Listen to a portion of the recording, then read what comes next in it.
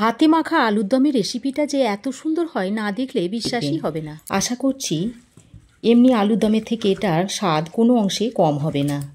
নমস্কার বন্ধুরা, তিয়াশাস রেসিপিতে সকলকে স্বাগত জানাই। আজ আমি হাতে মেখে মটরশুঁটি দিয়ে আলুর দমের একটা দুর্দান্ত স্বাদের রেসিপি নিয়ে এসেছি, যেটা গরম গরম ভাত, রুটি, পরোটা, ফ্রাইড রাইস সব কিছুর সঙ্গেই খেতে দুর্দান্ত লাগে। অনেকক্ষণ সময় ধরে রান্নাঘরে থাকতে অনেক সময় ভালো লাগে না, আবার ভালো কিছু খেতেও ইচ্ছে করে। তাই যাতে রান্নাঘরে সময়টাও কম লাগে আর ভালো কিছু খাওয়াও যায়, সেজন্য আজ আমি হাতে মেখে মটরশুঁটি দিয়ে আলুর দমের একটা দুর্দান্ত স্বাদের রেসিপি মাত্র 10 মিনিটে আপনাদের বানিয়ে দেখাবো। ভিডিওটা স্কিপ না করে দেখতে থাকুন, আশা করছি আপনাদেরও ভালো লাগবে। আর আমার এই আজকের রেসিপি যদি আপনাদের ভালো লাগে তো একটা অবশ্যই লাইক দেবেন। আপনাদের একটা লাইক আমার ভিডিও বানানোর অনুপ্রেরণা যোগায়। এখানে আমি 500 গ্রাম মতো আলু নিয়েছি, আর একটু ছোট সাইজের আলু নিয়ে আমি দুটো করে টুকরো করে নিয়েছি, আর নিয়েছি 1 কাপ মতো মটরশুঁটি, আর লাগবে আমার টমেটো, লাগবে কিছু পেঁয়াজ। এবার আমি এই আলুর মধ্যে একে একে দিয়ে দিচ্ছি পেঁয়াজ কুচি। এখানে আমি একটা মিডিয়াম সাইজের পেঁয়াজ কুচিয়ে দিয়ে দিলাম, একটা বড় সাইজের টমেটো কুচি করে, দুটো কাঁচা লঙ্কা চিড়ে দিয়ে দিচ্ছি, আর 1 কাপ মতো মটরশুঁটি এর মধ্যে দিয়ে দিচ্ছি। এর মধ্যে দিয়ে দিচ্ছি স্বাদ মতো নুন।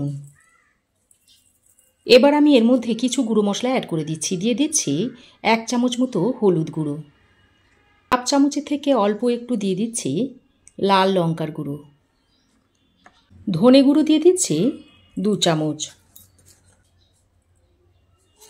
জিরে গুঁড়ো দিয়ে দিচ্ছি 1 চামচ, আর রঙের জন্য দিয়ে দিচ্ছি কাশ্মীরি লঙ্কার গুঁড়ো 1 চামচ, গরম মশলার গুঁড়ো দিয়ে দিচ্ছি হাফ চামচ, দিয়ে দিচ্ছি 1 টেবিল চামচ পরিমাণ আদা ও রসুনের পেস্ট।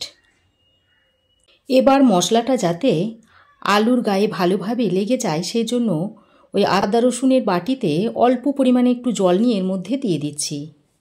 তারপর সমস্ত কিছু একসঙ্গে ভালো করে হাত দিয়ে মিশিয়ে নিচ্ছি।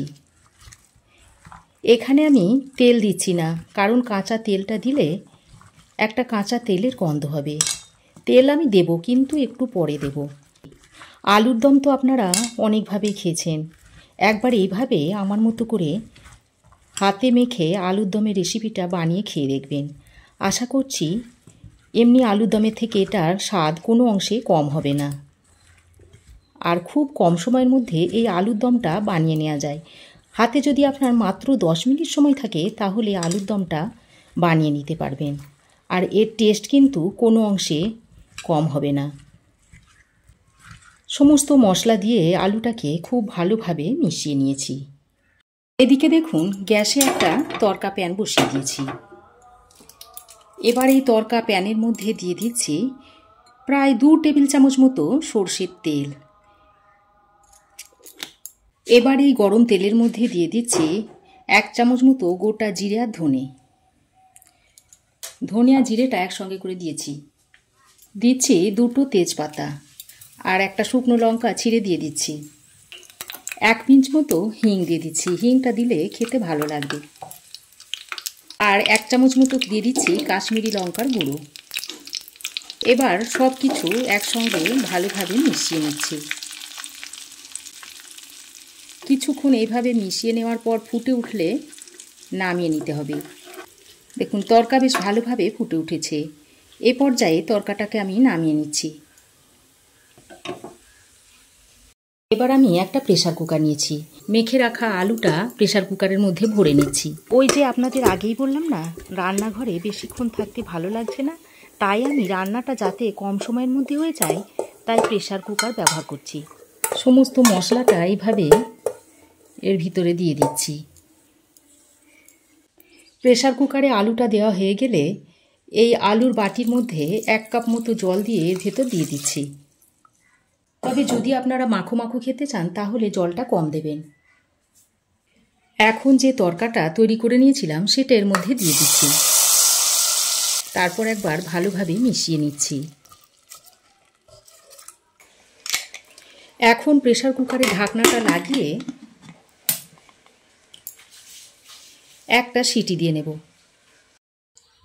দেখুন প্রেসার কুকারে একটা সিটি দিয়ে নেওয়ার পর প্রেসার কুকারটা আপনার হতে ঠান্ডা হওয়ার পর আমি ঢাকাটা খুলে নিচ্ছি। আলু দেখুন খুব সুন্দর সেদ্ধ হয়ে গেছে। এ পর্যায়ে আমি আবারও গ্যাসটা অন করে দিচ্ছি। তারপর এর মধ্যে দিয়ে দিচ্ছি স্বাদ অনুযায়ী একটু চিনি আর কিছু ধনে পাতার কুচো ছড়িয়ে দিচ্ছি। দিয়ে আবারও আলুর দমের সঙ্গে ভালোভাবে মিশিয়ে নিচ্ছি। দেখুন এই আলুর দমের গ্রেভিটা আমি খুব বেশি গাঢ়ও রাখিনি, আবার খুব বেশি পাতলাও করিনি, একটু মাঝারি ঘনত্বের রেখে দিয়েছি। সব শেষে অল্প 1 চামচ মতো ঘি দিয়ে দিচ্ছি।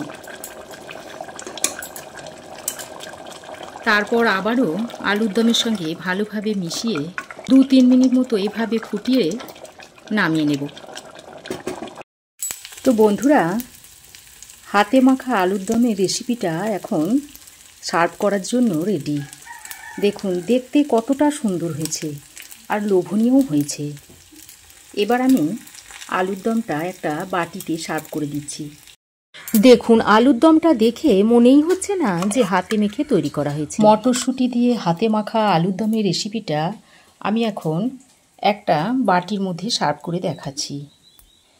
এটা আপনারা ভাত, রুটি, পরোটা সব কিছুর সঙ্গেই খেতে পারবেন।